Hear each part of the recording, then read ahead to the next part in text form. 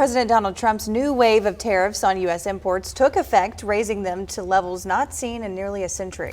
But what does it mean for your wallet? Maribel Gonzalez joins us now to break down what goods could be impacted and by how much. Good afternoon, Maribel.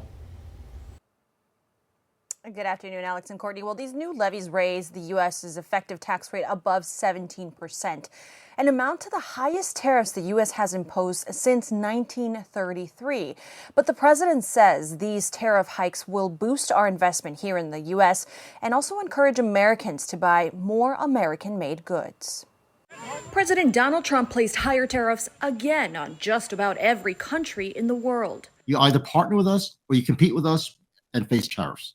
Before today, virtually every country's goods were subject to a minimum 10% tariff. Now, about 40 countries with which the U.S. runs a trade deficit will face a 15% rate. Some, like Brazil, will even be hit with steeper rates. While Trump says tariffs will not lead to higher prices, experts say items that you come across on a daily basis, from electronics to clothing, watches to alcohol, and even toys, will now probably cost you more.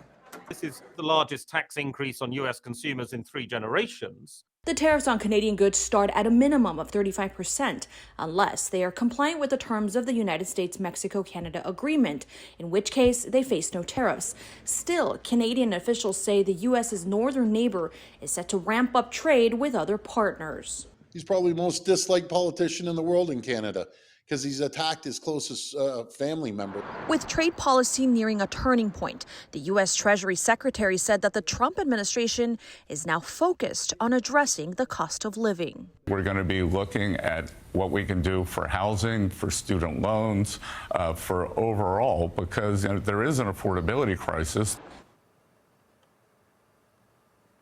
Now, another sector impacted by these new round of tariffs, the U.S. stock market. It did open higher for the second day in a row, but both the Dow and S&P 500 quickly dipped into the red. Alex, Courtney. Now, Maribel, Trump's tariffs are raking in billions. What's the government doing with all that money?